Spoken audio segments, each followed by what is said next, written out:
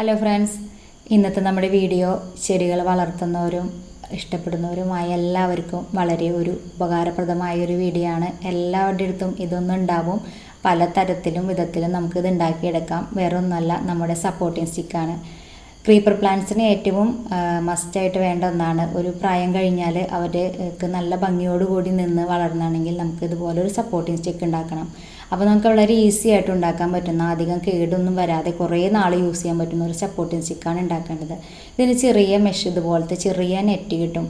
അത് പ്ലാസ്റ്റിക്കിൻ്റെയാണ്, അതുകൊണ്ട് നമുക്ക് അങ്ങനെ വേഗം കേടൊന്നും വരില്ല. അപ്പോൾ അധികം പൈസയൊന്നും ഇല്ല, നമുക്ക് എല്ലാ ഹാർഡ്വെയർഡ് കടകളിലും ഇത് കിട്ടും.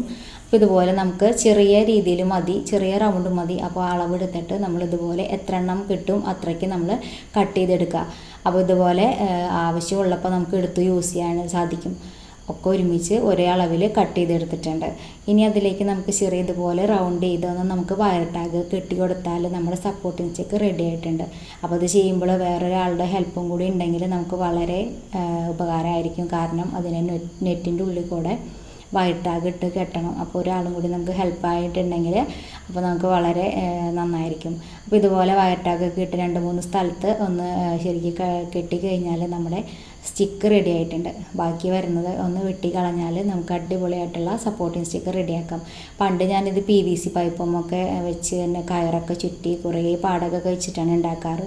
പിന്നെ അത് ഉണ്ടാക്കിയാലും പോരാ, അത് കുറച്ച് നാൾ കഴിയുമ്പോൾ മഴയും വെയിലൊക്കെ കൊണ്ട് കഴിയുമ്പോൾ നമ്മുടെ കയറൊക്കെ ദ്രവിച്ച് ആകെ പോവും.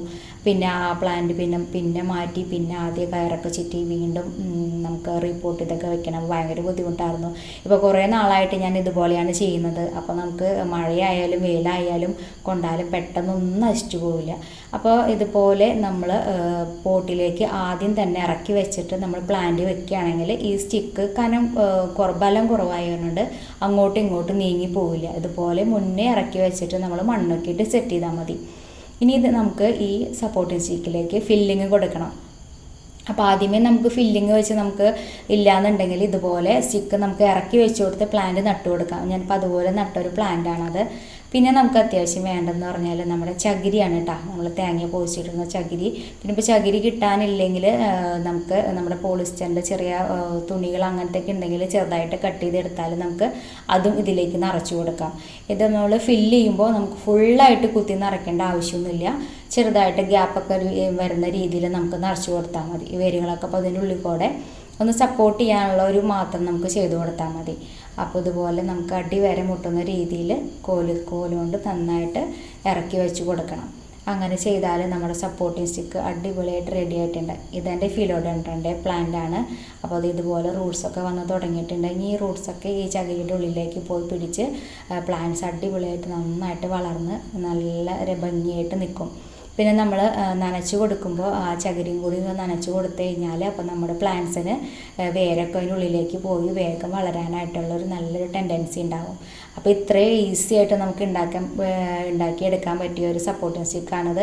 എല്ലാവരും ഇതുപോലെയൊക്കെ ആയിരിക്കും ചെയ്യുമെന്നറിയാം, എന്നാലും ഞാൻ ജസ്റ്റ് ഒന്ന് ഷെയർ ചെയ്തെന്നുള്ളൂ.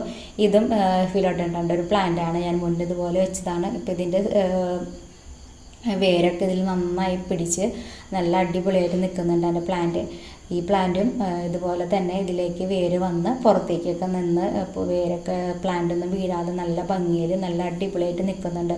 അപ്പോൾ വളരെ ഈസി ആയിട്ട് നമുക്ക് ചെയ്തെടുക്കാൻ പറ്റിയ ഒരു മെത്തേഡാണ് സപ്പോർട്ടിങ് സ്റ്റിക്ക്. അപ്പോൾ എല്ലാവരും ഇതുപോലെ ഒന്ന് ട്രൈ ചെയ്ത് നോക്കിയോളൂ. അപ്പോൾ എൻ്റെ വീഡിയോ നിങ്ങൾക്ക് ഇഷ്ടമാവുകയാണെങ്കിൽ സപ്പോർട്ട് ചെയ്യുക എല്ലാവരും. അപ്പോൾ അടുത്ത വീഡിയോ ആയിട്ട് നമുക്ക് പിന്നെ കാണാം.